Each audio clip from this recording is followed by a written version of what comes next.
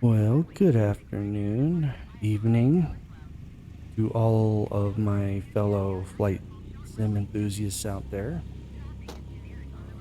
In today's flight, we're going to be flying aboard the DC-3. As you can see, we're taking off right now from Phoenix Sky Harbor International. We're taking off on runway 26 left, and we're going to be flying down to Tucson, which is basically Phoenix's sister city. It's actually runway 25, sorry, not 26.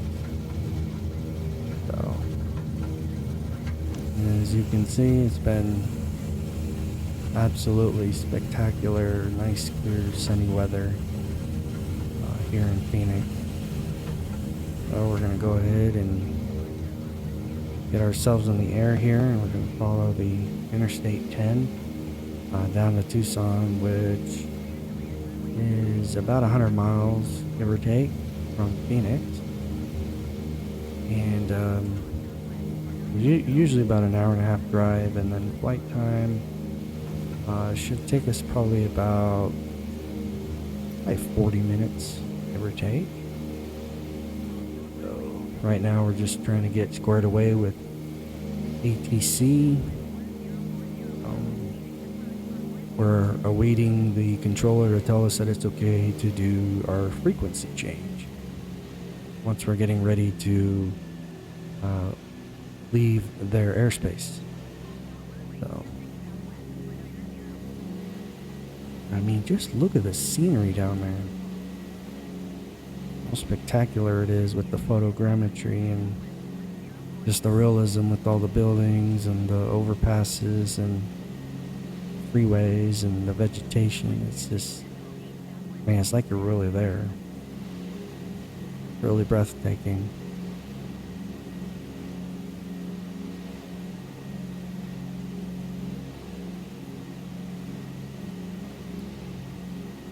And then as I look out over the landscape, I'm surprised by how many bodies of water there are. I forgot just how much water there was. Not sure if they're like man-made reservoirs or aqueducts or what they are, but yeah, they got quite a bit of water down there, which is rather interesting.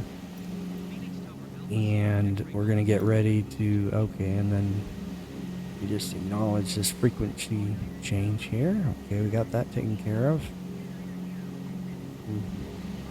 And this DC-3 is a whole heck of a lot of fun to fly. It's one of my favorite vintage aircraft. I don't know why, I like the way it feels behind the controls.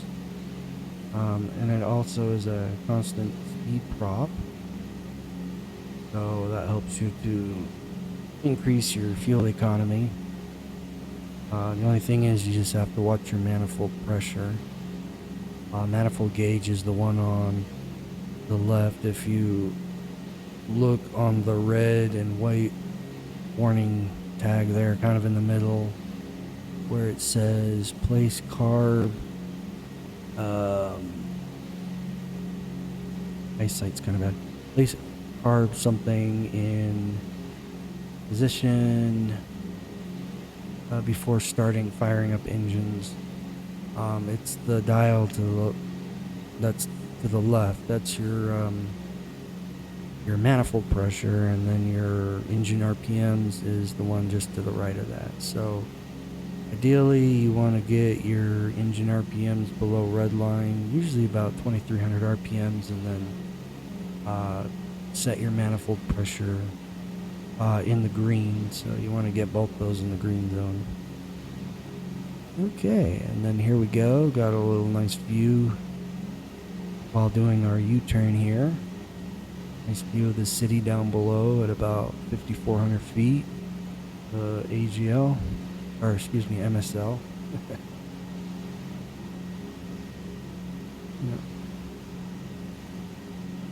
Yeah, the one thing that's always fascinated me about this city um, is the layout of the neighborhoods, and um, I guess in recent years they've done a lot of really cool design architecture of the neighborhoods where um, from the air you can just see how they've created these really neat patterns, and you'll actually be able to see it better. I'll be sure to point it out to you as we go further east, southeast. But it's really neat because you have this like array of housing where it's kind of like in the shape of a kind of a circular pattern, and it like surrounds this cool body of water that's like almost in the shape of like a clover or something, and then like a golf course that kind of surrounds it. I mean, pretty wild. Okay, and then looking to the left there, you can see the airport that we just took off from, Phoenix Sky Harbor. It's always kind of neat to see the airport from the air, especially if you can see an airplane or two taking off and landing. It's kind of a sight. Like the sight. Right now we're cruising really nicely at about 190 knots, which is a little over 200 miles an hour. So yeah, we should reach Tucson in no time. And down below you can see the freeway, and then we'll be banking to the right here to go in a more southward direction to follow the I-10. Interstate 10 for the most part goes in the easterly direction, but when you're going from Phoenix to Tucson, it's kind of more in a southeast direction, because Tucson is a lot more south than Phoenix is, so it kind of drops you down where you're closer to the USA-Mexico border. But yeah, we're just kind of chugging along here, and just want you guys to sit back and relax and enjoy the ride, enjoy the view.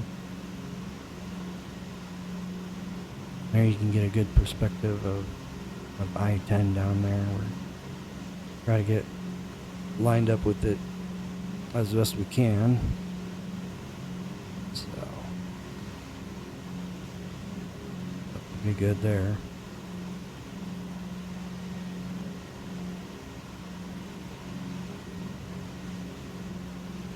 But yeah, you can kind of see below at the layout of the streets in the neighborhood of the residential areas, the suburban areas, and you can kind of see what I'm talking about if you look real closely. So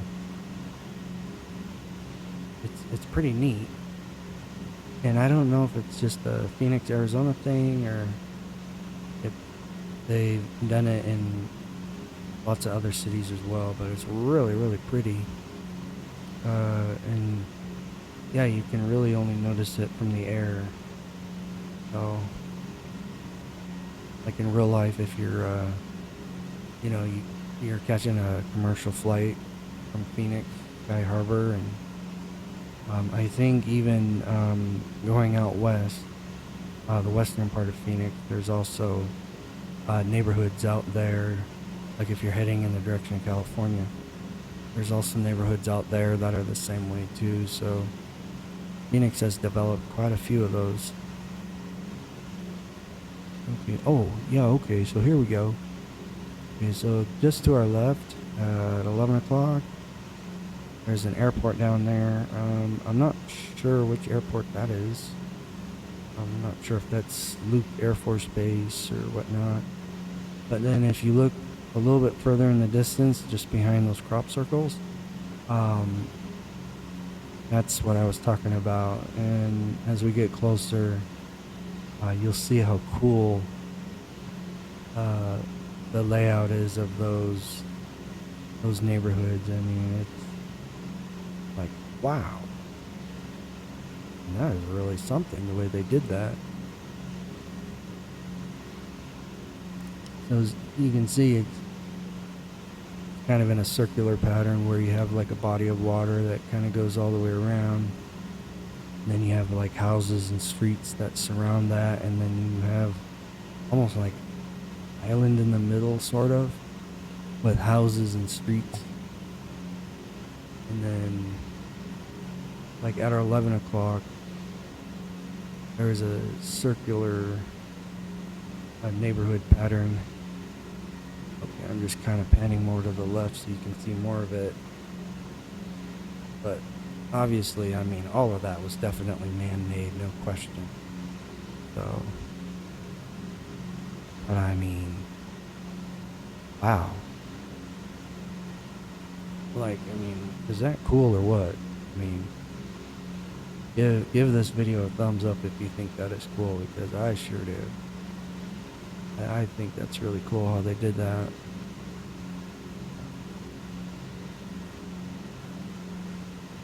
Yeah, it's quite the view, that's for sure.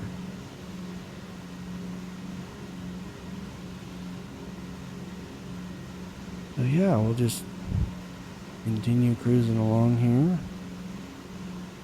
enjoying the ride. There's the city limits. Kind of pan around here. Make sure we're still pretty well lined up with I-10.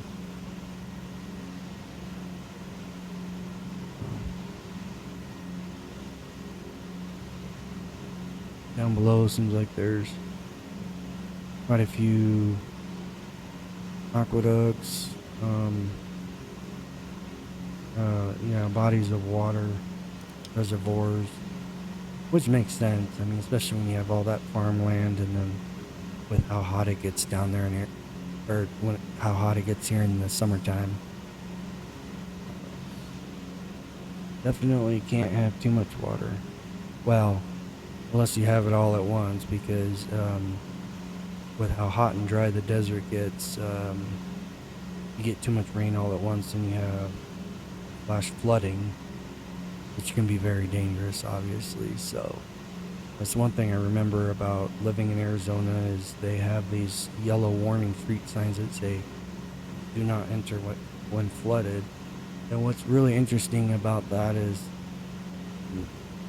I guess they make you pay for your own rescue if you get caught trying to cross a body of water and you end up getting stuck or something like that. Because they say, well, hey, you can't say we didn't warn you. But anyways, the important thing is that they're there to help rescue you if you need help. Yep.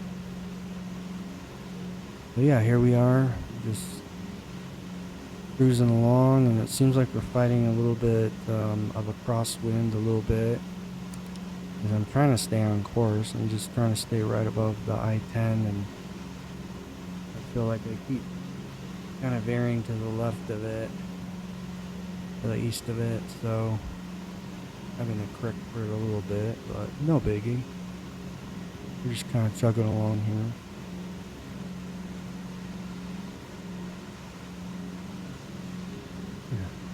Yeah.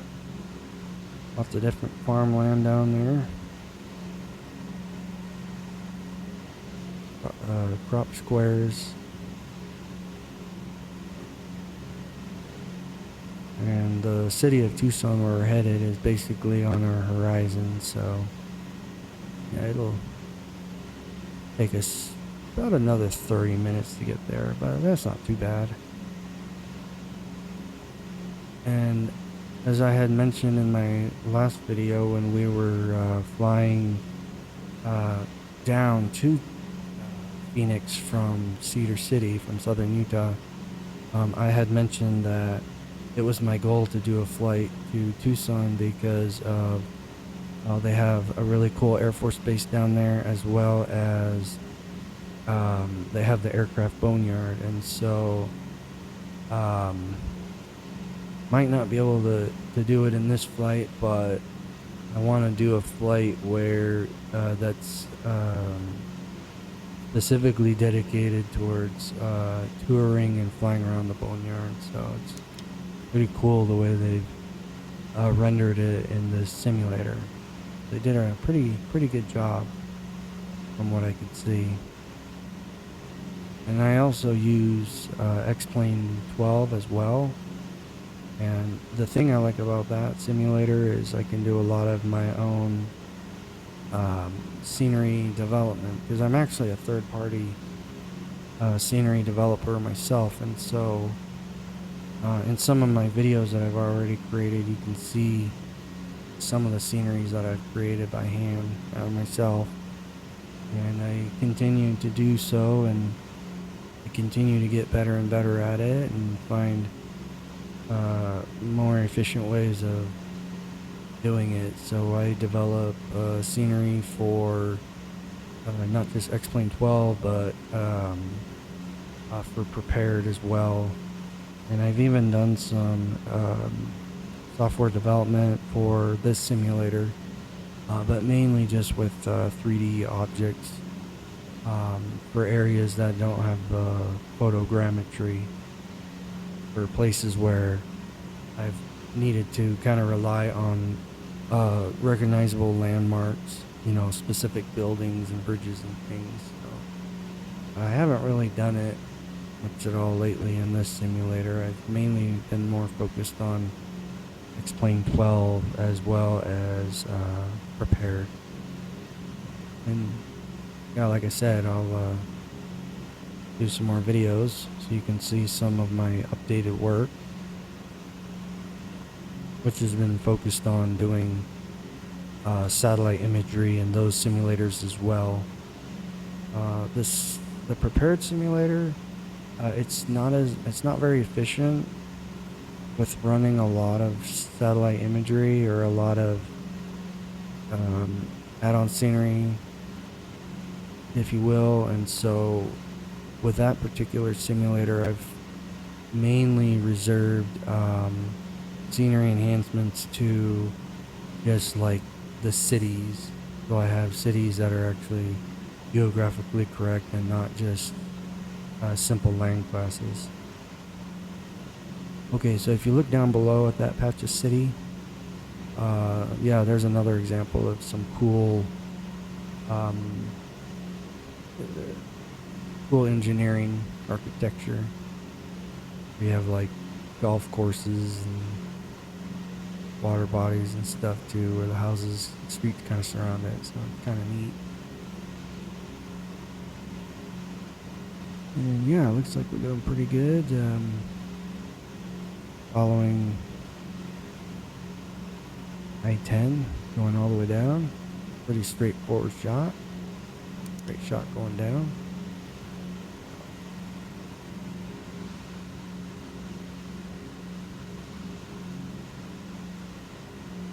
Look out to the left there, there's more farmland. Oh. Straight out here, because I'm gonna have to bank slightly to the left, so bear with me a moment. Part of the I-10 turns more to the east.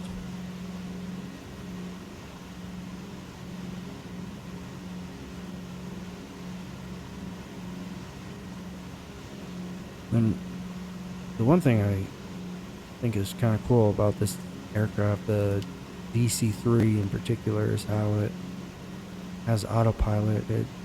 Mind you, it's a more simplistic autopilot, obviously not like what today's commercial jets have, but it has a simple autopilot where I can just set it and it will help me hold my heading and my altitude, vertical speed, not airspeed. They'll have to maintain airspeed, but that's not too bad. I just set the right prop angle as well as throttle position, and pretty straightforward. So as far as that goes.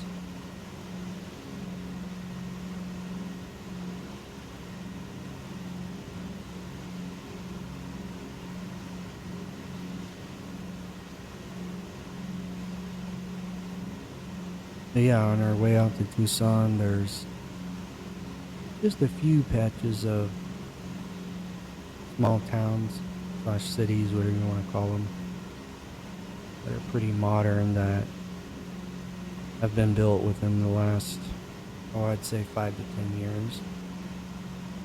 There's another one coming up on our 11 o'clock. This one might be a little bit older because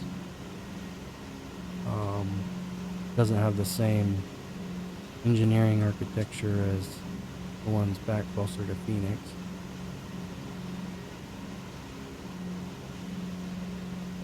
And then the line running through it is the, I think it is the Santa Fe train line, or the BNSF runs through there as well. You got some pretty big railroads that run east and west in there, so that's what I love about this simulator. If it's there in real life, most likely it's here in this simulator, because of how everything is just photoreal. And that's what makes this particular simulator so amazing.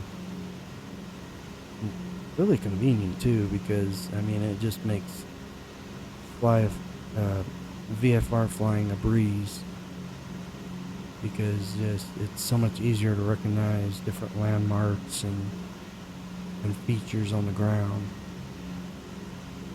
Makes it really nice, really convenient, which I think helps in the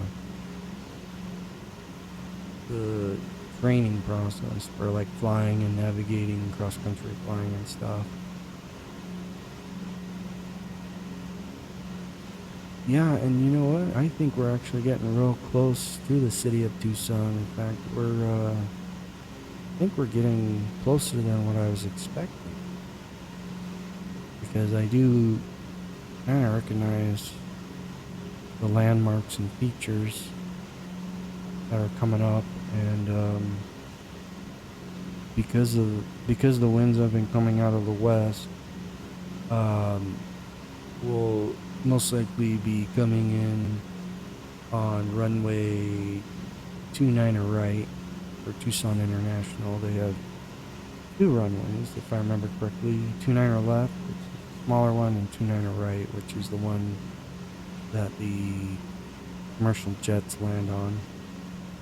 Make sure we get all of our frequencies and everything. Just do kind of a quick check.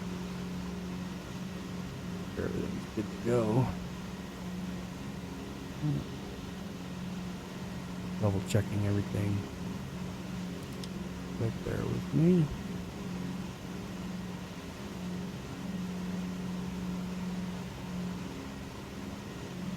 Yeah, and then you got the Air Force Base down here as well, like I had mentioned earlier.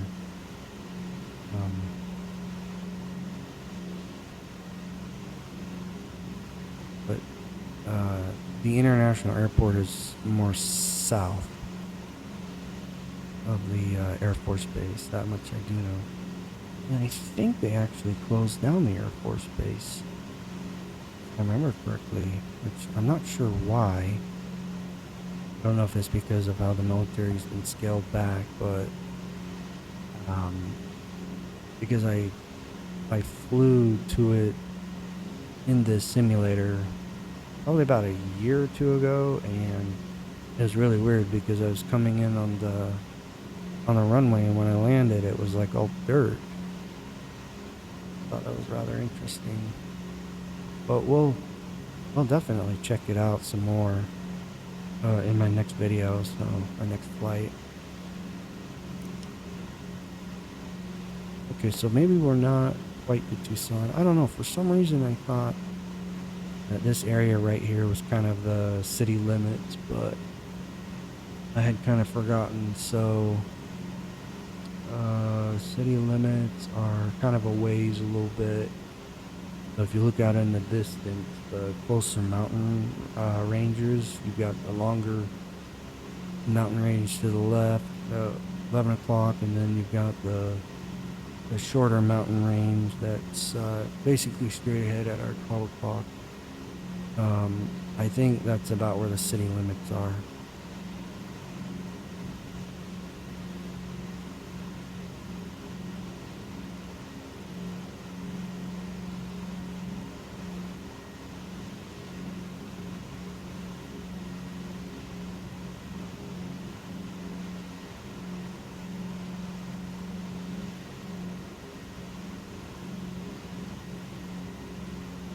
So we'll just sit back and kick back, and I'll let you guys enjoy the view. And I'm gonna just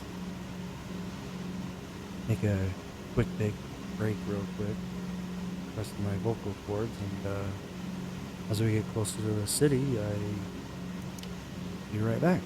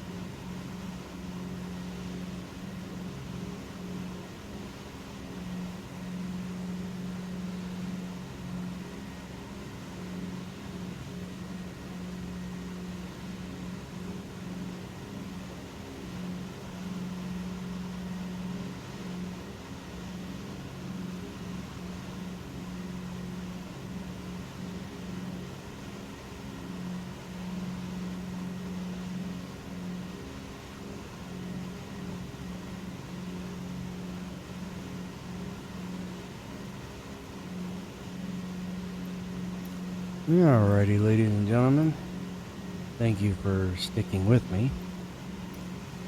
As you can see, we have reached the Tucson city limits, and there's a beautiful wide river, as you can see, that kind of winds through the middle there. And here in a few minutes, should be able to see downtown. Should be flying over it. Scroll here through here and here.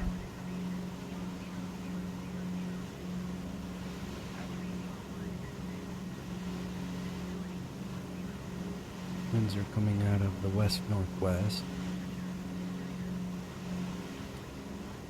229.80.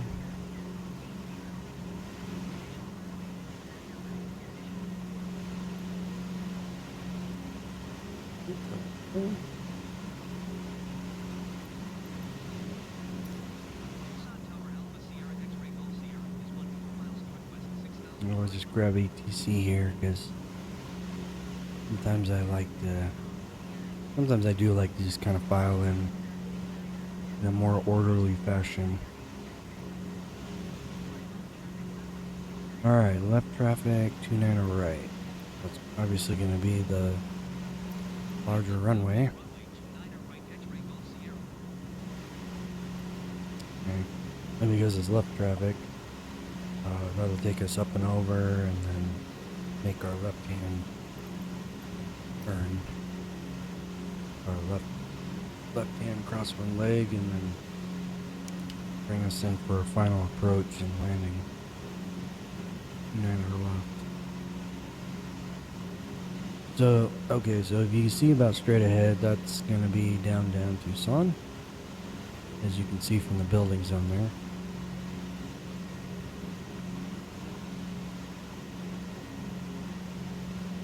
It's kind of a cool city.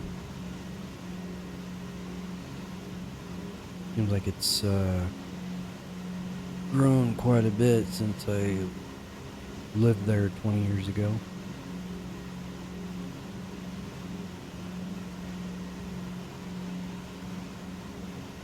And then, okay, so at 11 o'clock is the Air Force Base, and then our 12 o'clock straight ahead is Tucson International.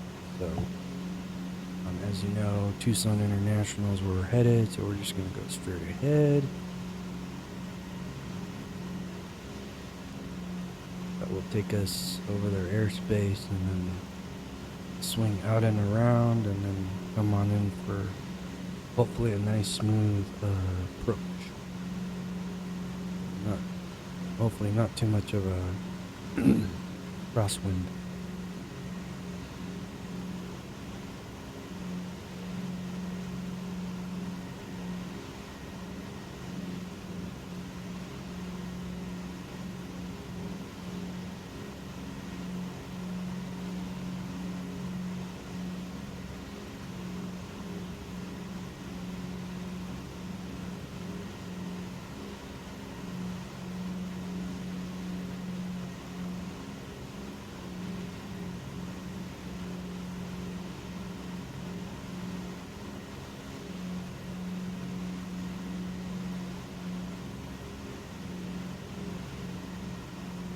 One thing I do love about Arizona, though, is the gorgeous sunsets. I do without the heat, though. That's the one thing. I don't tolerate the heat well at all. But there's one thing to love about southern Arizona down here is the gorgeous sunsets, as well as the monsoonal storms, thunderstorms that they get. July and August is their rainy season down here, and the lightning shows they get during their monsoon season. It's pretty wild. That much I will say. I do remember that very well when I lived down here.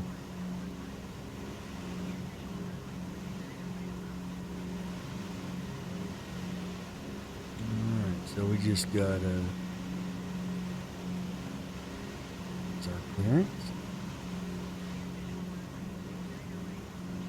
See down there, the runway that's more lit, that's going to be our runway. And then on that one, and then yeah, 29er left is the tinier runway.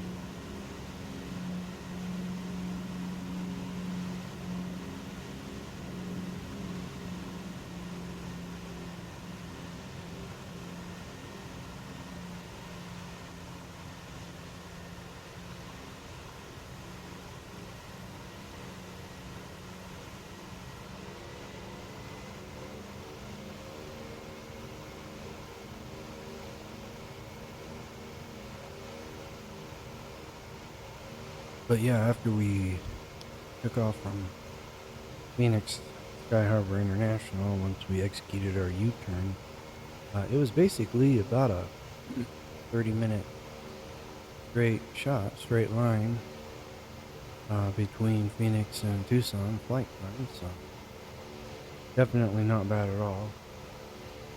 But yeah, it's about 100 miles in between the two cities, and given that we were cruising at about 200 miles an hour, gave us a good 30 minutes or so, give or take. Very nice, smooth flight. It doesn't seem like we really had much turbulence or bumpiness to contend with, so that was really nice.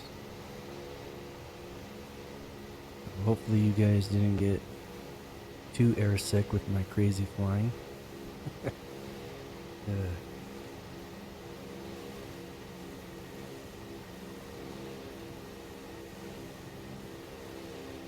Pretty soon here we'll start bleeding off altitude. We've already started bleeding off airspeed, and we'll start to get ourselves configured. Get ourselves into the landing configuration, increasing flaps and dropping the landing gear, checking for the green light on that. Start kind of banking here. Did see an aircraft off in the distance. Don't want to hold up any air traffic, so here we go. And all that vegetation that you see down there, yep, you guessed it, those are all saguaro cactus.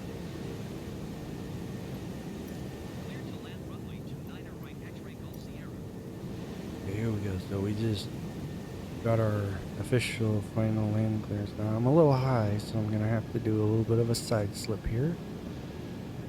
Bear with me. This does get kind of gnarly in real life, where you almost feel like you're gonna slide out of your seat,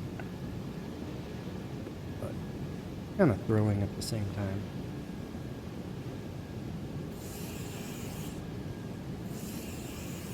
So we'll just kind of work our way back and forth.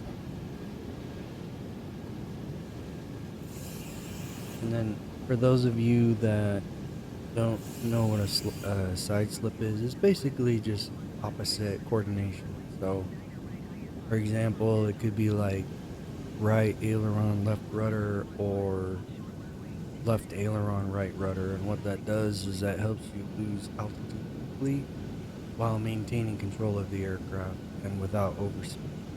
So kind of just helps you descend quickly without having to worry about gaining too much airspeed. But then you also have to watch your airspeed.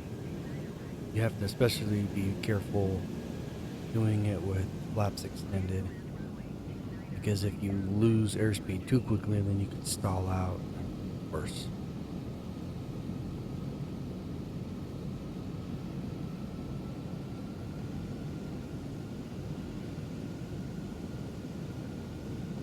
Okay. Luckily, tower had traffic remain holding right there, as you can see that commercial jet as we're coming on in. 2 reds over white, 1 red over 2 whites, so we're basically right on the glide slope. Hopefully we can come in for a nice smooth one. Let's see. You know, sometimes these tail draggers get kind of squirrely. Hold on. Right. A little bit of a bounce here. Sorry about that. Oh, no, no, no. Don't want to do that. Oh, I pulled back too much on the stick. See, and I do that because... Yep.